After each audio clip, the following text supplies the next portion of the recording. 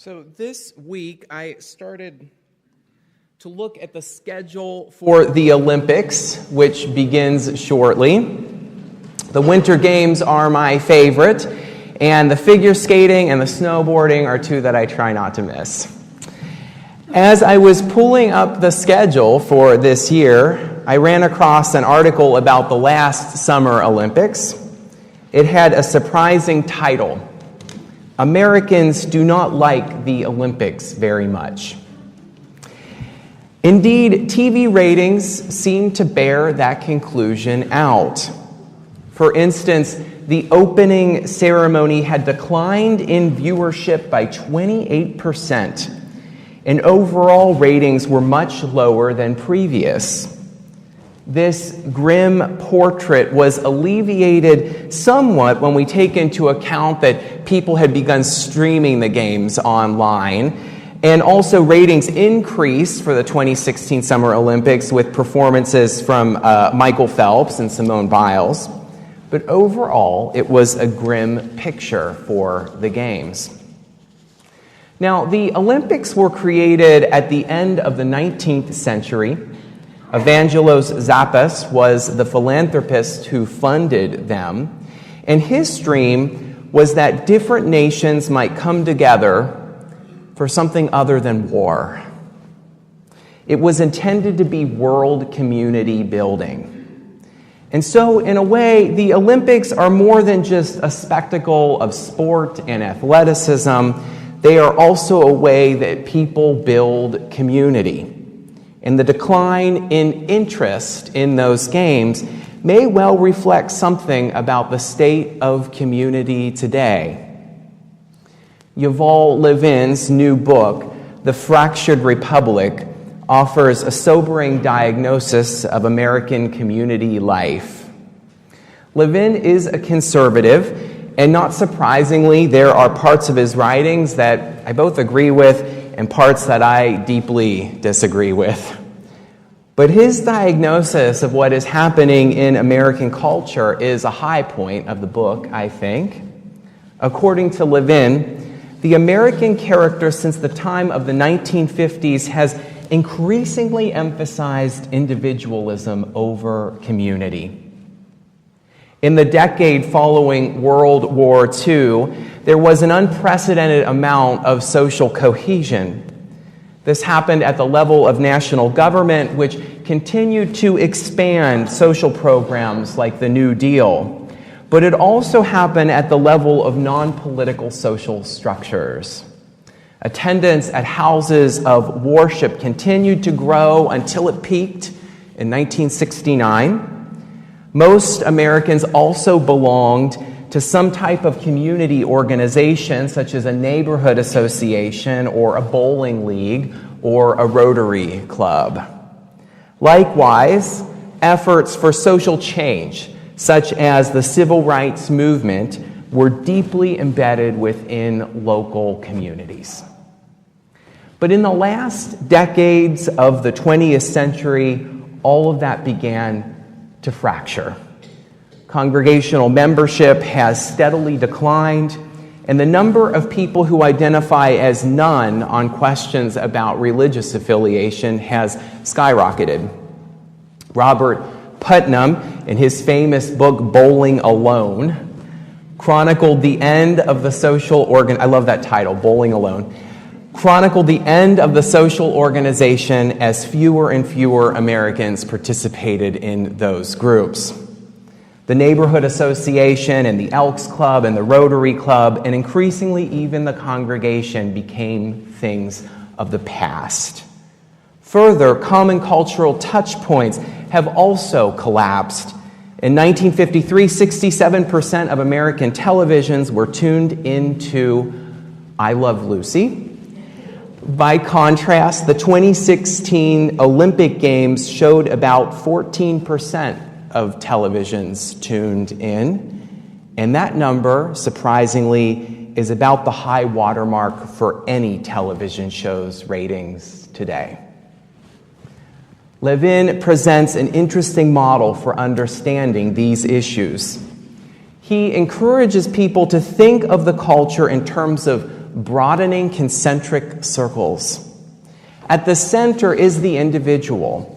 And the first circle that expands from the individual is the person's closest family and friends.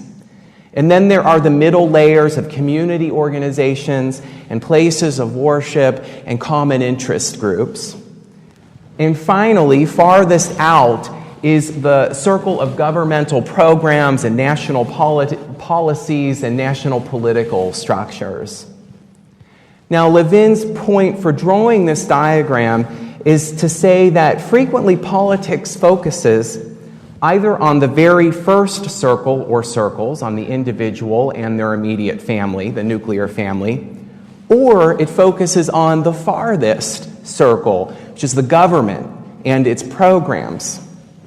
Conservative libertarians will focus almost exclusively on the individual and what his or her rights are, and other conservatives may emphasize the family. But liberals will often focus their energies on the governmental ring and what it can offer. But often what is missing is that the mediating layers of society are excluded from political and social reflection. They are left out to develop or not, depending on each person's inclination and each region's makeup. At best, they are considered extraneous elements to the core social issues that we face, sort of like icing on a cake. Now, I have plenty of critique for Levin's outlook, especially when he veers towards regurgitated conservative policy suggestions. But I found this particular model helpful and surprisingly similar to my own thinking about social life. In fact, I think it is deeply embedded within our own Unitarian Universalist principles. You see, the first principle begins with the individual. It affirms the inherent worth and dignity of every person. And then the seventh principle affirms the interdependent web of all life. And the sixth principle affirms the goal of world community, big, broad ideas.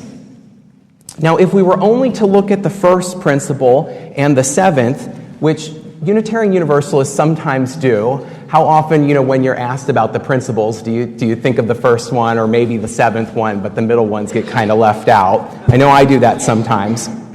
So if we were only look at those, it would seem that we care only about the individual or the grandest, most abstract notion of the interdependent web. But we do not only have a first and a seventh principle. The middle principles affirm the work that is done in local communities and congregations. They are about affirming the people in our closest circles, affirming their search for meaning and truth, accepting and learning from them. They are about honoring the democratic process in the organizations that we join, such as the congregation and the community groups. They turn our gaze away from either the individual and also away from the largest concept of the world and towards those mediating layers of society. They say our work, in order to bring about a flourishing human community, needs to strengthen those local communities that compose our most meaningful social connections.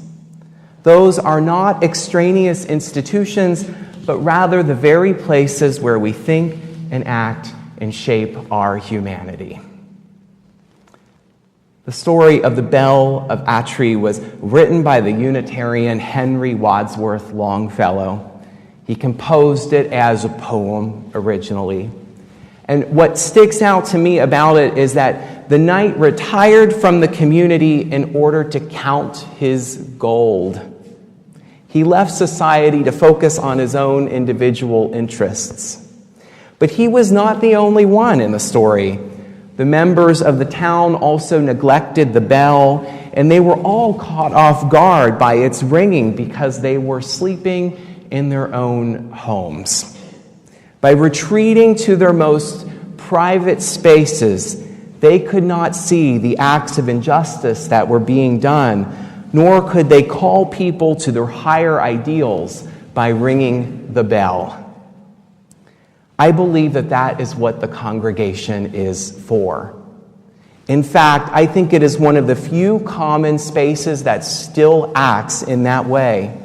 And despite its decline in overall numbers, congregations have remained places where people of all ages come together to ring the bell for justice and goodness, to figure out how best to live and how to change the local communities that we are a part of, and to explore questions of meaning and hope. As one Unitarian Universalist member put it to me a long time ago, I feel like I go to work and I go to my kids' school and I go to shop and the world just isn't like it is here. There's just not that sort of mutual care and concern for people and thinking about how the world should be. Amen to that. And my hope is that we can continue to offer that place to people, that we can continue to be a place where we call one another to justice, to community, and to kindness. Now, we are entering our stewardship season, and we're 47% of the way towards our goal of funding our work for community next year.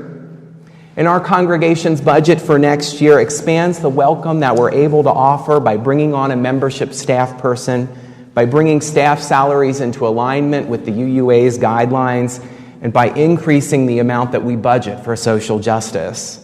I would encourage you to think about a fair share pledge for next year and to fill out your card if you have not already done so, as we make plans for another year of ringing the bell for justice here at NSUC. I ask that we do that because it's important work. It's worthy work. It's the work of community building that we are all called to. And so it is, and so may it be. Amen. I love you, and may yours be a day of gladness.